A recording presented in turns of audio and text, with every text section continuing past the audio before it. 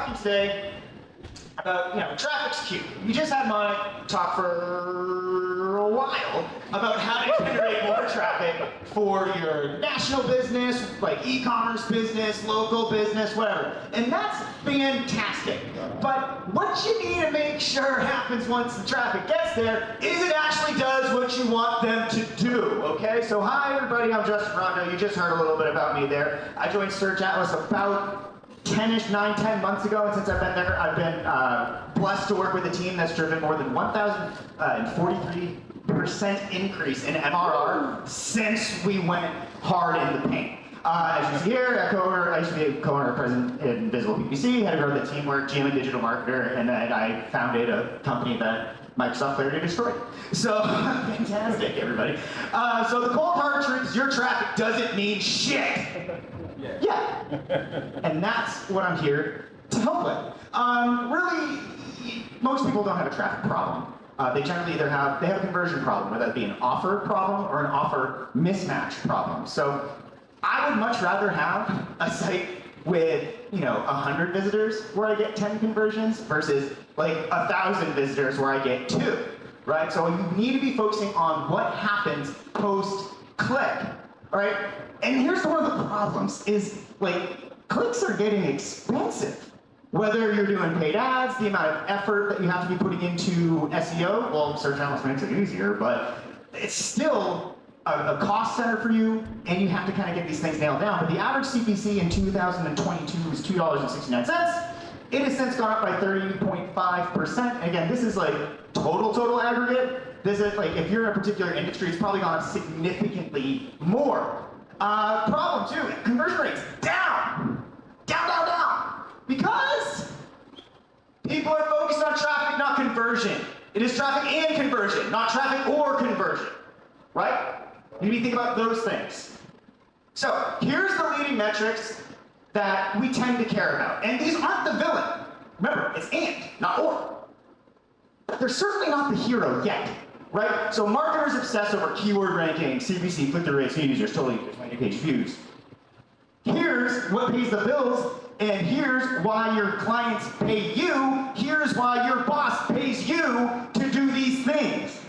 To make sure you have a high revenue per visitor, to make sure your checkout completion rates are great. If you're in the SaaS world, that your trial to paid conversions are great, that your average order value is sustained or higher than when you started. Right? This is the do no harm section. Make sure you're doing better or no worse. So when you're sending traffic and conversion rates are going down, that's a problem. So how do we fix it? That's what I'm going to go through today. Problem, again, is brands still favor traffic over CRO? Here's why. I've been in the CRO business before it was called the CRO business. I was at Which Test 1, that site doesn't exist anymore, but it evangelized split tests, and all I did was analyze thousands and thousands and thousands of split tests and write about them. So here's why traffic actually won the war, is there's a quick feedback loop. Your clicks go up, your notifications go off, everybody's stoked. Woo, we did it. Easier attribution. Like, marketers are lazy. Actually, most people are lazy. Executives are lazy. They don't want to have to dig into the minutiae, except for Monik, who just went through all of the minutiae. And everybody understands what, like a CPM or a CPC is. And it's high visibility with leadership. Ask me how I know. Why CRO tends to get ignored? There's a slower feedback loop. We're experimenting. Yes, experimenting with your money. It's perceived as optional. Right? People are like, oh, we'll get to that later. We just need to get people to the site and they will convert. They don't. Okay? And then this one, I get really mad about it. If I'm ever on LinkedIn and I'm seeing CRO professionals talking, they're in this big just circular argument of like, oh, I can't believe they call it conversion rate optimization.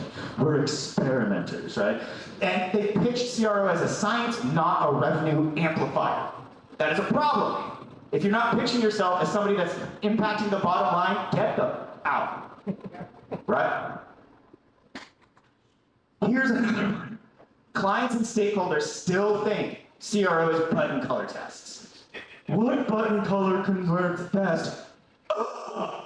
No, that's the wrong question. It's not what converts best across the board, or what should I be doing instead of this. It's understanding the user journey such that they take the action that is intended, and you're fulfilling on the promise from the page they clicked on.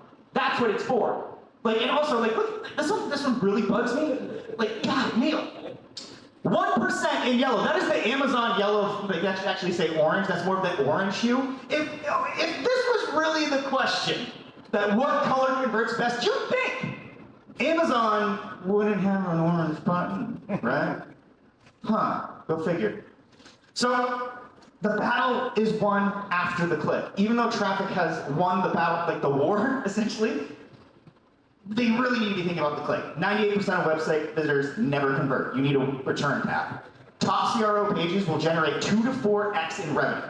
And 74% on average, and this is like from a study from 2024, 74% of the marketing budget goes toward traffic acquisition and less than 5% on converting that traffic. Bonkers, right? Cool, so let's talk about where you're bleeding money. And again, I'm talking really fast today because I have about 15 minutes left. So let's talk about where you're bleeding money and then the tricks that I've been using. So, all right, most sites lead in 3 places. So, in either the attention to engagement area, which would be caused by like a weak hero section, bad messaging, no scroll cues, message mismatch. Actually, during lunch, we were just talking about that in terms of why some pages convert better. It's their scroll cues that are telling people there's more down here. You need to be interacting more, and there's other things in place. And that's how you turn attention into engagement. Then you have engagement into action. That's another place where things break down. You have confusing CTAs, competing paths, and then dead-end pages. A dead-end page is a page that, like, after somebody takes an action, whether that be a click, an opt-in, a purchase, there's nothing left to do, right? One of the rules I tell everybody that's been on my marketing team is no stop signs. No stop signs. There's always another offer to be made. Sometimes it's not monetary. Sometimes it's, hey, you should check out this blog post. Hey, you should do this before you meet with me. Hey, you should buy this other thing. Like, that's always good too, because you want to monetize it. So no dead-end pages, no stop signs. Then you go from action to revenue. That's the other area you leak in, and that is going to get you, that's like when you have clunky checkout forms. I have some really cool stuff about that here, no urgency or trust signals, and there's, price fiction, or you're just like not telling them to buy. Like, I shit you not, this is early on in my career, I was creating a sales page, and do you know what was missing? Buy. Both the price and the buy button. I was so happy with my copy that I was like, oh yeah, I nailed it. And then Ryan guys came in to my cube and was like, bro. He actually never says bro. He was like, man, that's great and all, but how can they buy? I was like, oh yeah, I forgot about that. Because we get too close to these things, right? So make sure you don't have price friction, that your price is actually reflecting the value and that you're asking them to take an action. All right, so let's look at leak number 1. This is kind of in that main category, you're not turning, what is it? What's the word I said? You're not turning attention into engagement. So, in most cases, you've got 5 seconds to win or lose. That's it. That's all you got. So, let's play the game. Here's the game. I'm going to show you a homepage. You need to tell me what they do, who they do it for, and what to do next. Are you ready? Okay. Oops. 5, 4, 3, 2, 1, 0. What do they do? No idea. Oh, people go down. Content. Not to. What do they do? Flow. Something with flow. Okay. Who do they do it for? People who need flow. What do you do next? Free trial. Alright. So it's online proofing. So it's for people it's for B2B professionals, but it's unclear who or where they're from. Generally, anybody in the B2B space that would need someone to proof any bit of work that they do. Oh, and it's not fine for local plumber. That's for this one. I gave that one away. And what do they do? What should you do next? It is start your trial. So you got that one right. Yeah. Cool. So sorry about my plumber issue. All right. This one I gave it away. We don't need to do this one because we don't have time. We're going to keep going. So leak number 2. More CTAs do not convert. They confuse. A page with a single CTA, a single clear CTA, convert up to 202% better. See? You have the ghost CTA, which is kind of crappy, and then they have request a consultation, ghost CTA with a drop-down, that's kind of weird. Request a consultation, that's crap. That's too much. And I know this is a home page, but you can still do that better, bam. So much better, right? Very specific focus, very specific action. I know what to do next. Similarly here on Liberty Plumbing, like social stuff. Like I'm not gonna share about a plumbing thing on social. That's stupid. Where hiring is taking up more of a visual hierarchy than some of the other things on the page. Maybe that's what they're shooting for, but I don't know. Right? Request service, financing. They're kind of equally weighted in terms of how they're doing things. Not so great. You kind of want to pick one, right? So just thinking, peak again. And look at that, real simple, get a quote. Maybe not the best thing like CTA, but real simple. Like, I'm not trying to hire you, I'm not trying to get you to put me on Facebook, I'm not trying to do anything else, I just want you to make sure you know how to get a quote, right? So that's how you win. Lead 3, you botched the finish. 67% of visitors abandoned due to unnecessary friction. And what does unnecessary friction mean? Too many buttons. Too many buttons, too many form fields, and this can be broken into 3 main areas. The number of fields, the type of fields, and the field input type. Okay, you need to consider all of these things when you're doing this stuff. So, this hasn't changed in almost 12 years.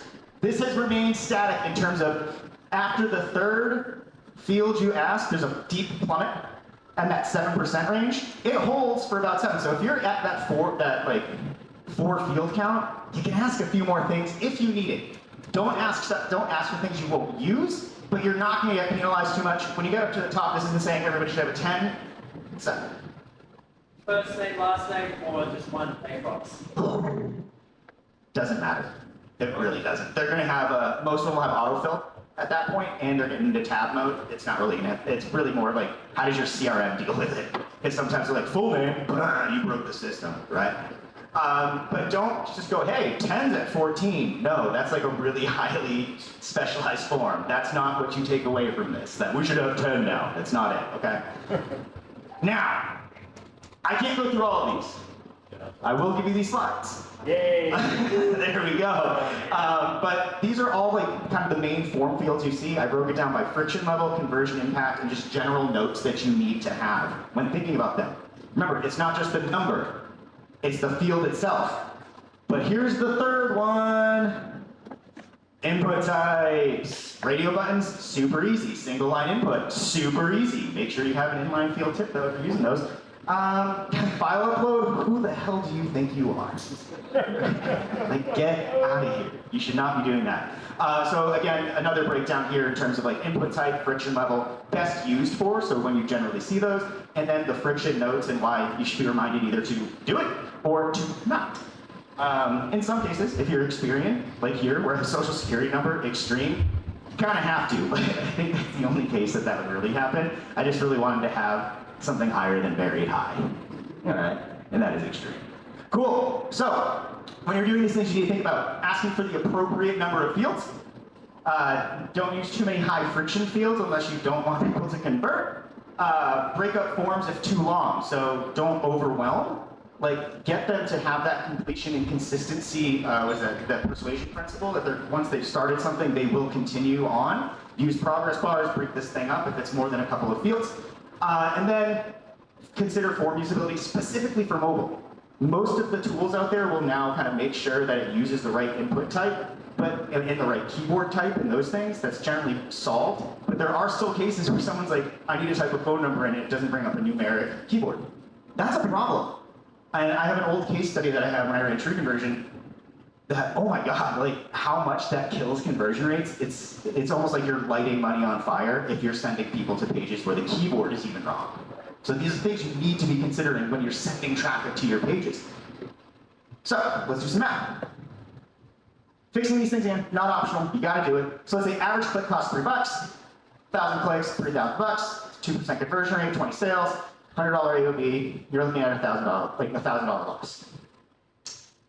If you get these things in place, where you can see generally, like I said, around a 2 to 3x improvement when you start kind of utilizing some of these CRO tactics that I'll share next, you'd be going anywhere between 4K and 6K in total revenue on that same $3,000. So you are, I shouldn't have used burning here because like we can't really, I should have done way bigger. But you're going into the positive. You're going into the green at that state without spending any more money on traffic. You're just improving the experience. So, let me talk about what's actually working in 2025 for me. So here are the main areas that I'll be talking about today with some cool case studies. And results will vary, everybody. Results will vary. So we're going to talk about abandoned emails and texts, borrowing authority, multi-armed bandit experiments, exit intent pop-ups. I love a good pop-up. I don't care about anybody who hates them. If you hate them, you hate money. That's it. Sticky nav and footers or like reminder CTAs, flow intent matching, and then an outbound-led inbound strategy. I haven't done this at Search Atlas yet, but every place I've done this, it works quite well.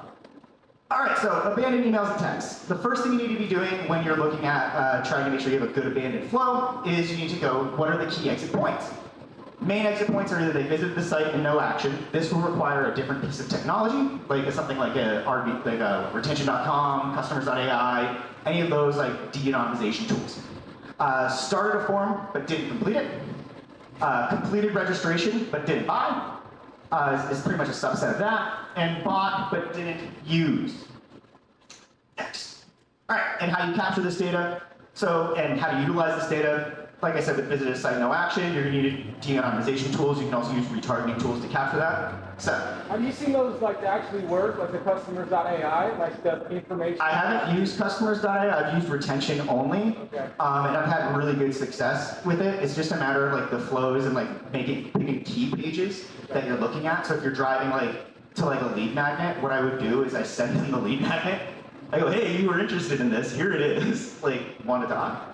Like, I do that type of stuff, and that's when I'm doing not the inbound led outbound. That's when I'm just using it as a pure just marketing mechanism. Which Sean came up with a way better name. I call it inbox retargeting. He called it ghost leads, and I was like, oh, damn, man, that's so much better than what I came up with. I suck at branding. So not my strength. And so yeah, those tend to work, but like you need to make sure you have a lot of intent on what you're trying to do. It can't just be full-sided. Okay. Then you can also, if they start filling out the form but didn't complete it, you'd be looking at like form complete, like kind of like form input tools. You can have your devs build this for you, like ZoomInfo can do this for you. Some other companies can do this. Completed registration, didn't buy. This is just a CRM workflow, especially if it's multi-step. That's why I do like multi-step forms, because you can capture the data without a lot of work, and then you can kind of follow up with them.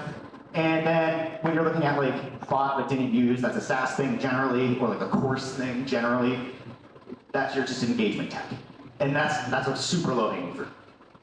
Cool, so when I send abandoned emails and texts based off those different campaigns, this one's just for if people start creating a Search Atlas account, and then they go, I don't want to give you a credit card. I send them an email in 20 minutes and a text in 5. This is made, the number's next, okay, cool. We have a 21.45% conversion rate on those emails.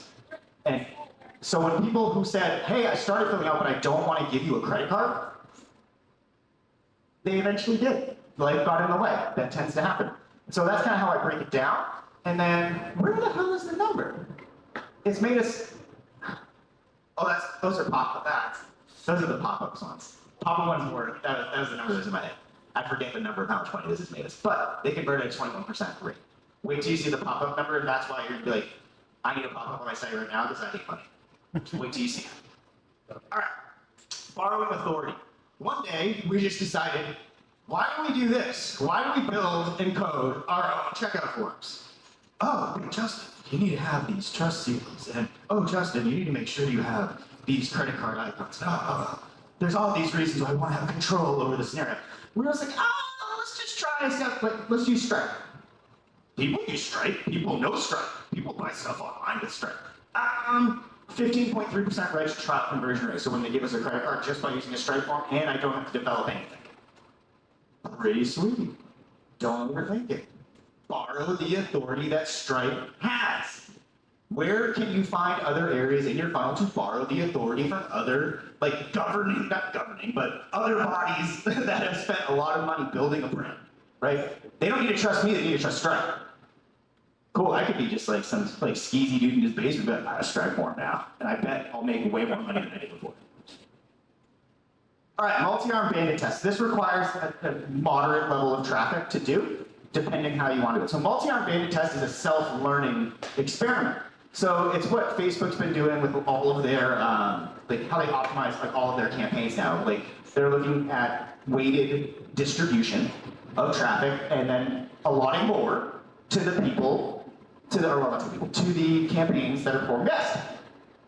Why don't we do that on our website, you ask? Well, you can, and you do it for free. It's pretty sweet. So here's an example from our registration page. We're running, I think, 3 or 4 different variations, and they're very simple tests. Like, we're just testing different hooks, get complete access free for 7 days, and so it's good for simple headlines and hooks, image, page routing tests. The best performing gets the most traffic, but not all, because it wants to continue to validate. Right? Just because something won in a finite period of time does not mean it will always win into the future. So you want to validate. And that's what these things do. Across the board, when we started putting this on our homepage, we saw, I think, an overarching 20% lift in people hitting our homepage and starting a trial. It was huge. Exiting 10 pops. Love these things. So we're seeing right now, and this one's real simple, they're putting up for the X, they're like, I'm out, I don't want to do this. And we have this on our landing pages, our registration page, and our pricing page, and our homepage. They see this thing, 3.6% of them click it. 21% of the people that see that actually start the trial. If they click that, 21% start the trial, which has led to $236,000 in revenue for us. Yeah. Hate pop-ups still? So. You getting a bonus this year? I should. Almost there. Yeah, he's sleeping. He's sleeping. Maybe he'll dream about it. Like, you know. I remember when I showed him this one, he's like, man, pop-ups putting Ruby through college. I love it. I love it. And this is just a basic configuration. I separate them by mobile, and then tablet and desktop get their own. Mobile should have its own experience because it's going to be different, and you want to account for that. I tend to make sure it's on, I have it on, try blog. I probably have it on the blog too. Is the homepage. Blog's actually the wrong one. I need to create a new, just pop-up top funnel. What is this? OptiMonster. Yeah, it's sick. I've literally been using it for like 13 years. It's awesome. It's not terribly expensive. They only do annual though, which is kind of smart. What's up? How do you detect the exit intent on mobile? It's their technology. It's looking at scroll. Like on mobile, it's looking at like if you're. I actually don't know what their thing is for mobile, but it shows up. They might just be timing it and making me feel like a big idiot. But the mobile ones, when I have exit intent on it, they actually do generally have a higher click-through rate than the desktop ones. So it could be accidental clicks too, but. So yeah, wish I knew the answer to that one. I bet they have an FAQ on that. But yeah, you can set to like low, medium, high to like how fast are they scrolling up, at least on desktop, to that area where they'll close out. And yeah, just want to make sure you have those things. Cool, sticky navs, mobile CTAs. So look at this, this is our main homepage, as you're probably used to seeing. Obviously, navigation on our homepage is going to be very much clicked, but the sticky nav here gets damn near as many clicks as some of the most important navigational things, including login. And then this one down here, this is like the worst place to put a button ever, like without a doubt. The only reason it's there is because we have our support one there. Holy crap. A lot of button clicks on starting a trial in an area that is the dead zone for a thumb. And I know this is like a homepage, but for even to me to get down. But yeah, I'm mixing metaphors, you idiot. All right, outbound, led inbound. I'm gonna close this one out. So this is using something like a DN optimization software, particularly this strategy I used RPDB for. And so instead of creating like a retention.com type thing where I just talked about it sends it to your ESP and you just shoot them an email, what this does is it tells you who's on the site, it brings your sales team and says go reach out to this person. Yeah. Because it's a hot lead already, they may not do anything, but they're there and you have recency with them. That's why if you're doing any cold outreach, this is probably good to have on there because you're reaching out to them, they hit your site, holy shit, I want to know that, right? And also why when you're doing types of cold outreach too, make sure you're using that in like retargeting, like build an audience on there. And make sure you're marketing to them so by the time they see you in the inbox, they might know who you already are. Right? But this move is really great at IPPC. I did this with my sales team and one of our salespeople just absolutely crushed it. Like out of control. She's like, hey Justin, look at this person on our website. I was like, don't tell me, go tell it to them. And she did, and she closed them. It's fantastic. So This was that outbound that's not my moniker. That's actually Adam Robinson's, who's the founder of RPDB, and that's kind of the workflow that he talks about. It's a really solid one. All right, so I'm gonna close this thing out. Modern CRO tech stack, real simple. Analytics platform, you need to have one. GA4 is what we use. Tag management, GTM is what we use. User engagement, MS Clarity, RIP true conversion. Man, I thought that market was gonna be bigger, and I didn't expect something to be free. Message and usability testing. If you have deeper pockets, you can check out Winter. They'll actually get people, and that's generally good for like B2B SaaS. I'd avoid it. And then I'd start using like Usability Hub. That'd be a good one for like 5-second tests and like getting some different audiences to kind of test things before they go live. Testing tool at Use VWO. They're still free for now. Get an account if you're not using any testing software, and we can with the traffic we have, we can still use their free account. So I'm pretty sure most of you can too for your clients. What's BWO? Visual Website Optimizer. All right, so next steps and final thoughts. When you get home, I just gave you sorry. Why aren't you using true conversion? Just Clarity's better now. Like, it's just, Yeah, we wanted to too. That's why we got the we bought it, they got it. oh yeah. No, like, trust, true conversion, like, I was the co-founder, so like, yeah, so I was a co-founder, I exited that company. Now Hamad owns the whole thing. Yeah, there's a whole story behind that. I'll talk to you about it later. But that's why MS Clarity is just frankly better at this point, and it's free. If you got one of the cool LTDs from True Conversion, then just keep it, use it. It's still strong. I think it's one of the best, has the best survey capabilities and segmentation capabilities out there. That's where it was really shining. But you can't win on nuance, and that's where I lost. So cool. Here's what you need to do. Run a quick audit on your site. Just take a look at your top 3 to 5 conversion pages. In GA4, in the Explore section, I just identify my conversion paths. Granted, these are linear funnels and we're beyond them now, but who cares? They still exist and you should look at this way. And define each step of that funnel. So first step, next step, last step, whatever. And look at where you're bleeding. And then take one of those 7 things that I just shared, or 6 things, or whatever number of things I showed you, and apply it. Do that next week. Or not next week. Do that Monday. Or now. No, stay here right now. Do that tomorrow. Tomorrow, do that. It's Friday. Something as simple as simplifying a form, move a high value section to a high visible section, remove a dead end page, anything, add a pop-up, make some more money. Final take, every click is a bill, whether it's organic, paid, or anything, revenues, the receipt. Let's hang. Yeah.